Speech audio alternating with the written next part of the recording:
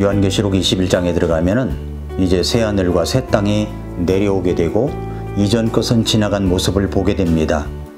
한번 여러분 천국, 우리가 거할 거룩한 도시 예루살렘에 대해서, 새 예루살렘에 대해서 한번 말로 이야기해 보십시오. 말로.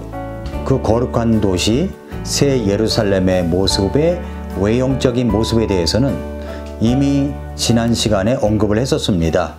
새 예루살렘 도시의 크기는 길이, 너비, 높이가 각각 2240km. 이것을 맨션이나 아파트를 짓는다고 할 때 한 층 높이를 1km라고 한다면 2240층인데, 지금까지 모든 인류가 다 구원받았다고 할지라도 모두 첫째 층에서 살 수 있는 크기입니다.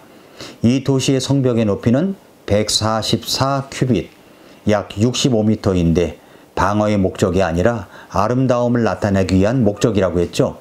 12개의 문이 동서남북으로 각각 3개씩 있는데 각 문마다 진주로 되어 있습니다. 진주가 통으로 이렇게 문으로 되어 있다는 것은 실로 놀랄 일입니다. 문마다 12지파의 이름이 기록되어 있고 도시의 성벽에는, 그 도시의 성벽에는 12기초가 있었는데 그것들 안에 12사도의 이름들이 있습니다. 그 예루살렘 성벽의 기초들은 12개의 보석들로 되어 있습니다. 이 보석들을 짐작하려면 이 세상에 현존하고 있는 보석들을 살펴보면서 그 예루살렘에 있는 보석과는 비교조차 할 수 없겠지만은 조금은 우리가 짐작할 수 있겠다 싶습니다.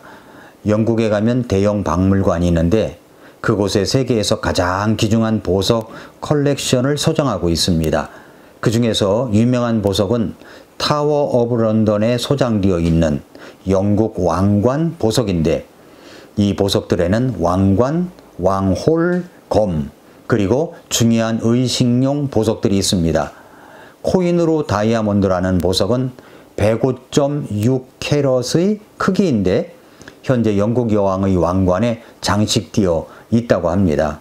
영국 왕관에 있는 코인으로 다이아몬드는 값으로 환산할 수가 없다고까지 말할 정도로 고가입니다. 그런데 우리가 가는 천국, 영원한 왕국, 새 예루살렘의 성벽에는 12개의 보석들로 되어 있다고 하니까 얼마나 아름답겠습니까?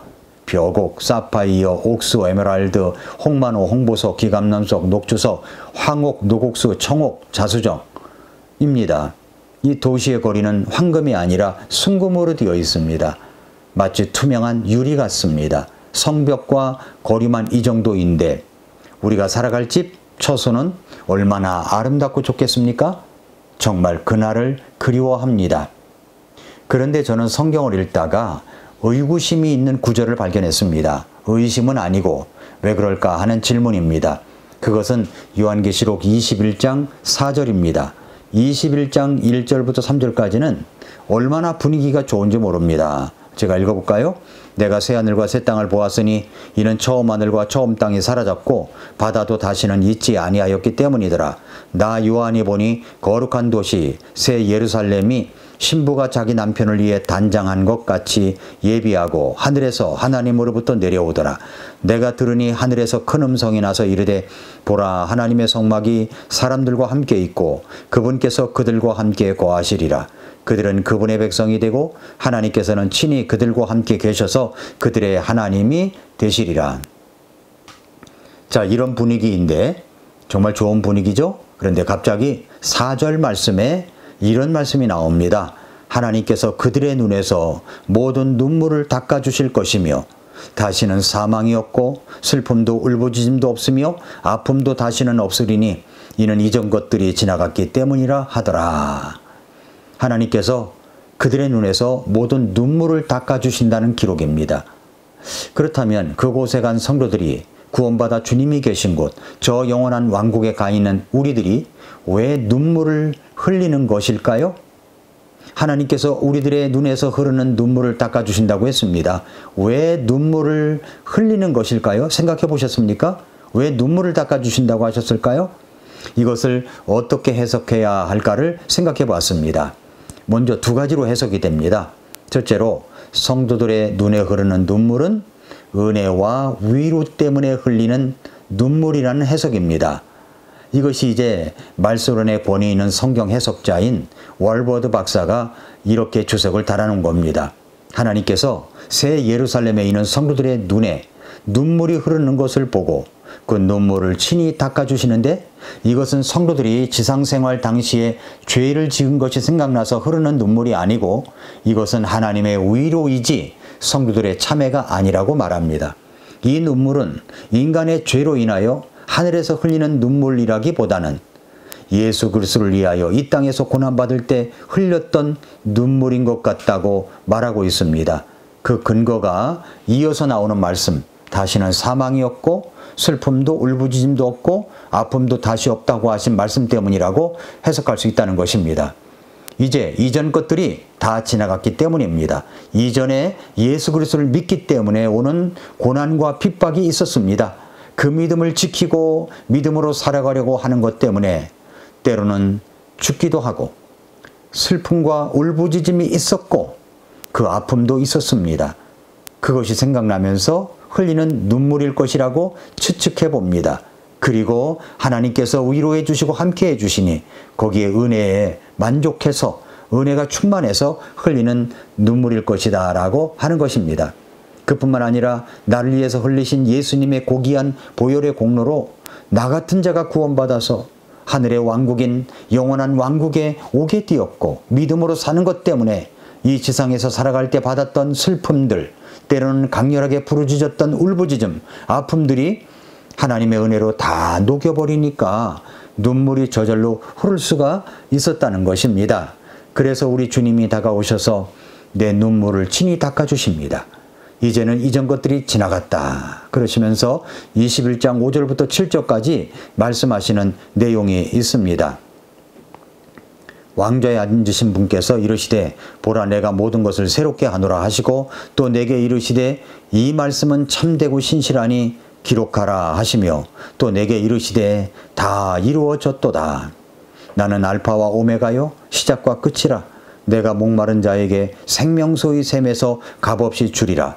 이기는 자는 모든 것을 상속받을 것이며 나는 그의 하나님이 되고 그는 나의 아들이 되리라. 이 얼마나 위로와 힘이 되는 말씀입니까? 모든 것을 새롭게 하시는 하나님, 알파와 오메가가 되신 하나님, 이제는 다 이루어졌다고 하시면서 나는 너의 하나님이 되고 너는 나의 아들이 된다는 말씀은 얼마나 힘이 되는 말씀입니까? 그랬을 때 흘리는 눈물, 이 모든 눈물을 닦아주시는 하나님의 은혜와 위로를 생각하면서 우리는 정말 큰 힘이 될 수밖에 없습니다. 자, 두 번째로 해석은 뭐냐면 성도들의 눈에 흐르는 그 눈물은 흰 왕좌 심판 속에서 심판을 받고 있는 내가 아는 어떤 사람 때문에 흘리는 눈물이라는 해석입니다. 저도 이런 부분을 많이 생각해 봤습니다. 왜 이렇게 해석하냐면 방금 21장이 오기 전에 20장 11절부터 15절에서 흰 왕좌 심판이 있었습니다. 이 심판은 불신자들을 대상으로 하는 심판입니다. 20장 12절에 보니까 또 내가 보니 죽은 자들이 작은 자나 큰 자나 하나님 앞에 서 있는데 라고 했습니다. 죽은 자들이 모두 부활됩니다. 이것은 둘째 부활입니다. 어떻게 죽었든지 간에 어떻게 장사를 지냈든지 간에 모두 몸에 부활이 있습니다. 그리고 하나님 앞에 섭니다. 주님 앞에 책들이 펼쳐져 있는데 생명책도 있습니다.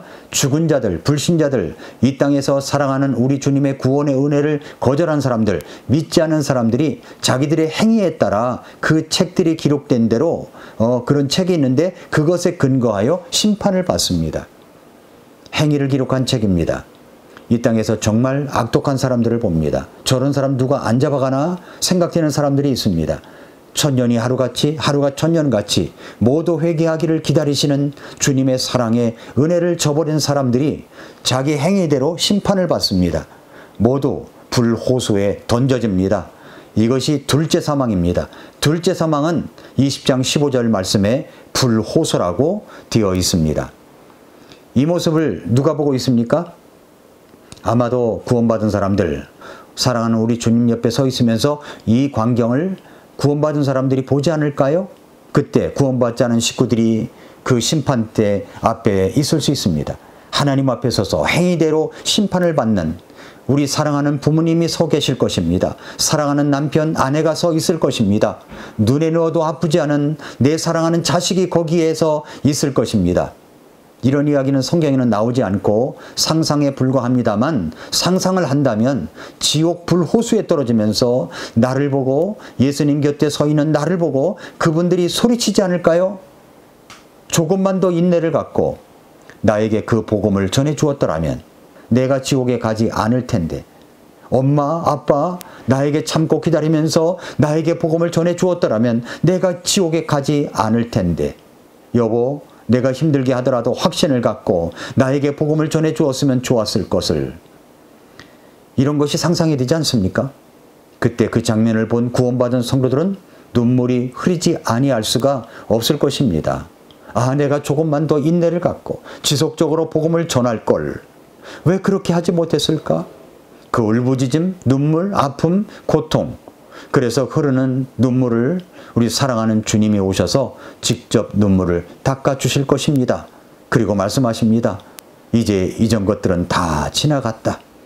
이제 나는 너의 하나님이 되고 너는 나의 아들이다. 그렇게 말씀하시면서 그러나 21장 8절에 그러나로 강조하시는 말씀이 나옵니다. 뭐라고 합니까? 그러나 두려워하는 자들과 믿지 않는 자들과 가증한 자들과 살인자들과 음행을 일삼는 자들과 마법사들과 우상숭배자들과 모든 거짓말쟁이들은 불과 유황으로 타는 호수에서 자기 몫을 받으리니 이것이 둘째 사망이니라 하시니라. 사랑하는 성도 여러분, 그때 새 예루살렘에서 흘릴 눈물, 지금 눈물로 씨를 뿌려야 됩니다. 복음을 거절하도 외면하더라도 인내하면서 꾸준히 전하고 또 전해야 합니다. 예수님 오실 징조가 너무 많이 보입니다. 지금은 정신을 차려야 할 때입니다. 복음을 전해야 됩니다. 꾸준하게 지속적으로 인내하면서 전하고 또 전하십시오. 먼저 하나님의 왕국과 의를 구하도록 내 자식들을 가르치십시오. 크게 후회할 날이 오기 전에 말씀을 깨닫고 정신을 차리십시다. 지금이 구원받을 만한 때요. 지금이 구원의 날입니다. 오늘도 미라클 모닝입니다.